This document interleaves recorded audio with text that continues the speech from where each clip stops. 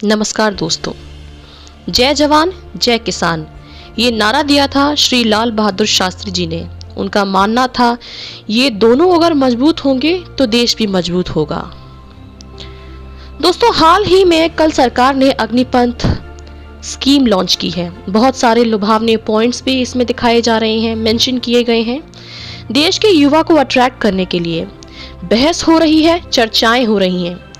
कुछ लोग सरकार के फैसले को सराह रहे हैं तो युवा इसका जमकर विरोध कर रहे हैं, या यूं कहें कि इसका जबरदस्त विरोध प्रदर्शन हो रहा है। सड़क, हाईवेज, ट्रेन चलाती गई हैं, रेलवे प्लेटफॉर्म्स पर युवा बैठा हुआ है धरना देकर। दोस्तों, विदेशी तर्ज पर शुरू हुई ये स्कीम कितनी लाभकारी है, युवा इसमें कितना नाखुश है तो क्यों है, जानेंगे इसे गहराई से। मगर उससे पहले अगर आप हमारे चैनल पर नए हैं तो सबसे पहले करें हमारे चैनल को सब्सक्राइब, और अगर आपको ये वीडियो पसंद आए तो इसे लाइक और शेयर करना ना भूलें। तो चलिए दोस्तों, आगे बढ़ते हैं। दोस्तों, भारत युवाओं का देश है और वो युवा ही है जो किसी भी देश की आर्मी को स्ट्रॉन्ग या सशक्त बनाता है। राजस्थान, हरियाणा, यूपी, बिहार, आगरा, हाथरस और न जाने कितने राज्यों से 12वीं के बाद ही वो आर्मी ज्वाइन करने के सपने देखना शुरू कर देता है। वो अपने स्तर पर युवा खुद को फिजिकली ट्रेन करना भी शुरू कर देते हैं, ये सोचकर कि वो ताउम्र फौज में रहकर देश सेवा करेंगे। ऐसे में सरकार अगर केवल 4 साल का देश सेवा का मौका देगी तो युवाओं के सपने तो चूर चूर हो ही जाएंगे। देश के नौजवानों के हौसले टूटते से दिखाई दे रही हैं। उनके आगे का भविष्य क्या होगा? सरकार कह रही है कि 4 साल की सेवा के बाद वो सेवा निधि के रूप में उन्हें 11 लाख रुपए भी देगी। इससे रिटायर्ड जवान अपना खुद का बिजनेस स्टार्ट कर सकता है और अपने आप को सेल्फ डिपेंडेंट बना सकता है। मगर मान लीजिए दोस्तों, अगर उसका व्यापार नहीं चला या कोई और वजह से वो कामयाब नहीं हो सका तो उस नौजवान के भविष्य का क्या होगा? वो युवा जो पिछले कई सालों से तैयारी कर रहा है और जॉइनिंग लेटर का बस वेट कर रहे हैं, उनका क्या होगा? क्या ये उनके विश्वास के साथ धोखा नहीं है?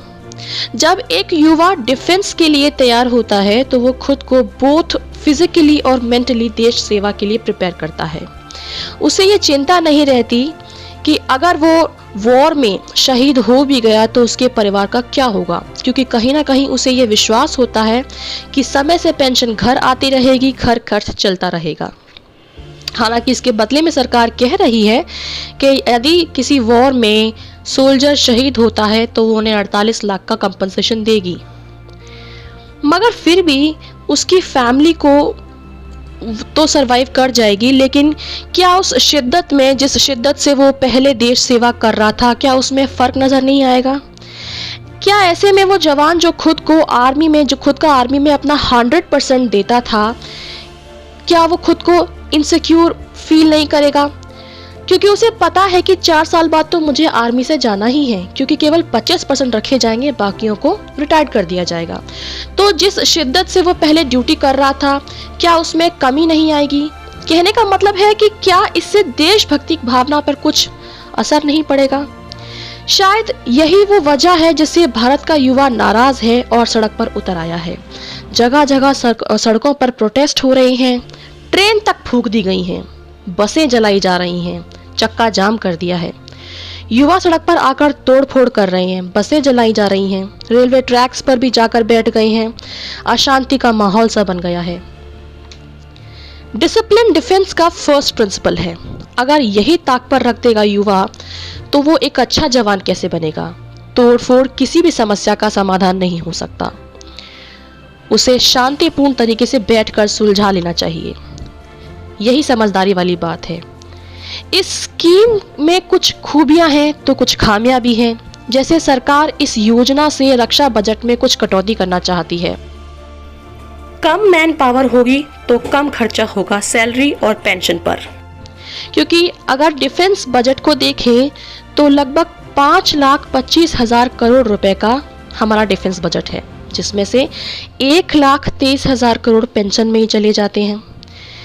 पहले ही बाकी सेवाओं में पेंशन बंद कर दी गई है और अब डिफेंस में भी ये चिंता का विषय है। दूसरा, इससे कानून व्यवस्था पर भी खतरा हो सकता है। तीसरी चुनौती ये है कि सेना में नौसिखिए जवानों की संख्या बढ़ जाएगी, क्योंकि ट्रेनिंग पीरियड अवधि जो है अब वो बहुत ही कम कर दिया गया है। नॉर्मली जो ट्रेनिंग अभी तक होती आती थी किसी भी जवान की, वो कम से कम 9 महीने से 1 साल तक की होती थी, मगर अब ट्रेनिंग भी शॉर्ट कर दी गई है।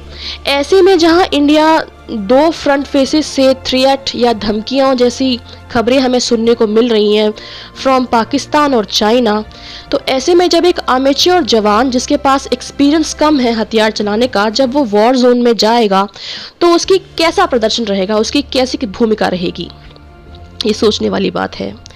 ऐसे में अग्निवीर क्या हथियार चलाने में पूरी तरह से प्रशिक्षित हो पाएंगे इतने कम समय में, ये भी चिंता का बहुत बड़ा विषय है। क्या वो अपना 100% दे पाएंगे? क्या वो भारत को किसी भी युद्ध में जीत दिला पाएंगे? हर साल 40,000 युवा बेरोजगार भी होगा, ये भी चिंता का विषय है। और सबसे बड़ी बात यह है कि जब वो 4 साल की सेवा के बाद जब युवा जो बेरोजगार होकर आएगा, और बेरोजगारी पहले से ही हमारे देश में एक बहुत बड़ी समस्या बनी हुई है, तो इसमें वो और ज़्यादा इजाफा हो जाएगा।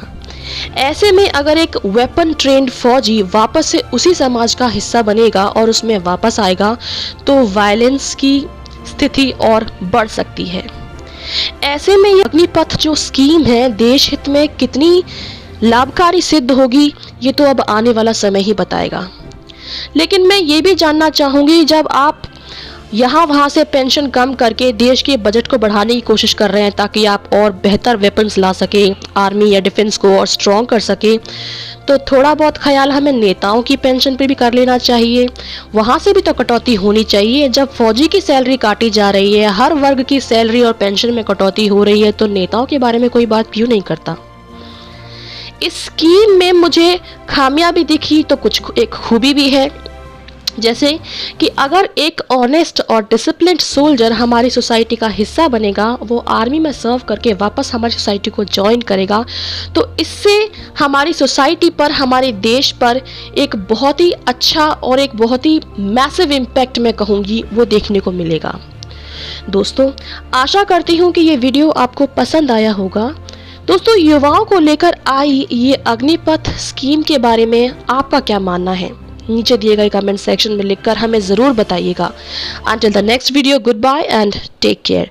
जय हिंद, जय भारत।